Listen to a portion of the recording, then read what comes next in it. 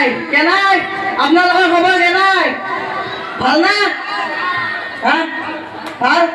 মাতে নাই দেখোন ভাত খাই আনে নেকি ঘৰত খাই ভাল লাগে এতিয়া বিহুহে গেলি দেৰি যাব কমিটি ভাত বনা নাই বনা নাই ভাত বনা নাই দুৰ্বল হৈ গৈছে মানুহবিলাক দিনত কিবা আছিল নেকি ইয়াতে কিবা অনুষ্ঠান আছিল হা সেইকাৰণে ভাত খাবা সময় পোৱা নাই মই বোলো কিয় ভাত খোৱা নাই দিনত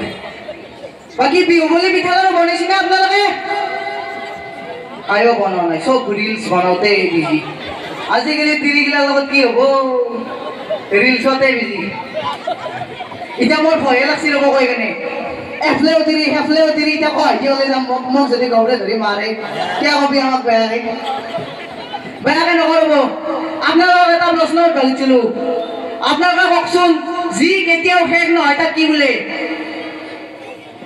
হা বেহাৰবাৰী হা যেতিয়া বেহাৰবাৰী আউটপোষ্টৰ ডাইৰেক্টৰ তুই বল নহয় যাব স্ক্ৰিপ্ট কোনি লিখব তেতিয়াতো শেষ হ'ব মই কওঁ না যি কেতিয়াও শেষ নহয়